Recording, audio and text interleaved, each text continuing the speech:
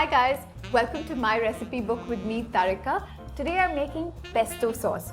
So usually you would have made pesto sauce just to have it with pasta.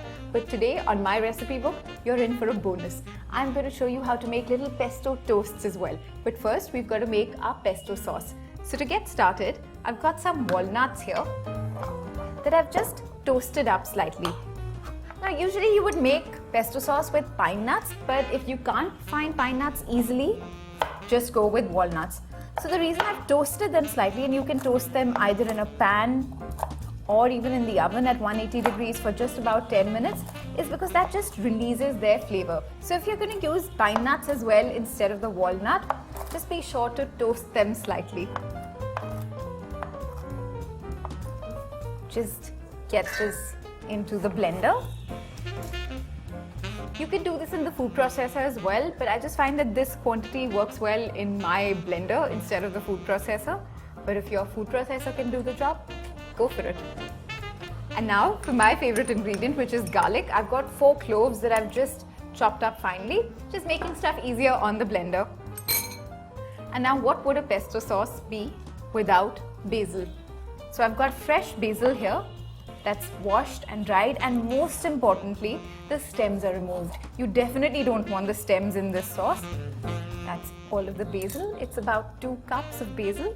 Now pesto sauce doesn't always have lemon juice, but I can't imagine mine without it. I just like that little bit of acidity that cuts through all the flavors. So to me, this is just indispensable. So that's just 2 teaspoons of fresh lemon juice. And I'm going to drizzle in only some of the extra virgin olive oil right now, not all of it. If you were using the food processor, you would put it in through the feeder tube, but I'm just putting this in right now. So now it's time to just blend it.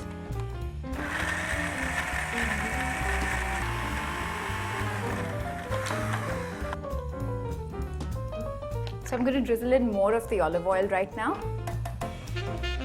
So I have a lot of friends who just can't handle adding so much oil. So what I suggest to them, and it might be blasphemous to most people who like pesto sauce the traditional way, is to substitute some amount of the extra virgin olive oil with water. Of course, the taste gets diluted a little bit, but if you can't handle too much oil, if you're on some sort of a diet, that's the best thing to do.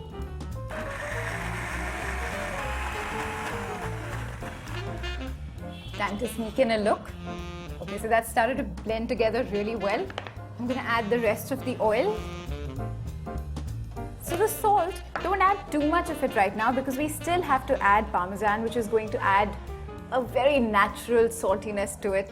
Another one of my favorite things to do, just grind in lots of pepper. There you go. Back to the grindstone. That looks done to me. And before I pour it into the bowl, I'm just going to give it a little bit of a taste. It looks done and tastes done. Okay, now I'm just going to stir in 60 grams of grated Parmesan. And you'll just find doing this instead of blending it is just going to make the pesto taste so much better. Do it in batches. Don't add all of it in one go.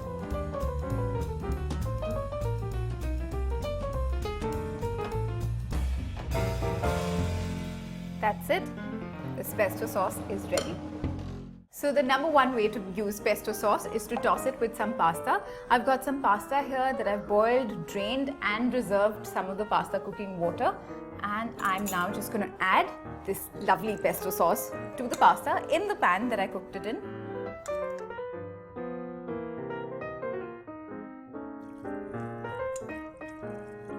And just add a tiny amount of the reserved pasta water.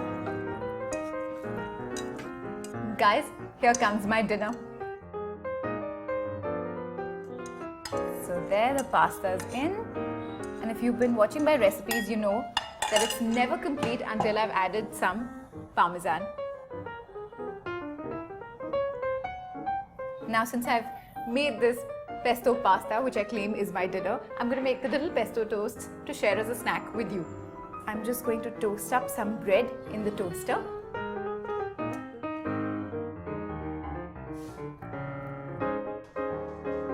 So get these hot toasts out of the toaster without burning yourself.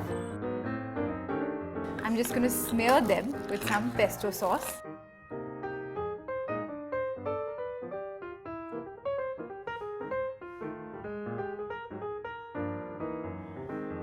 So now I'm just going to top these toasts with some roasted tomatoes. I've just roasted these up in a pan with some olive oil.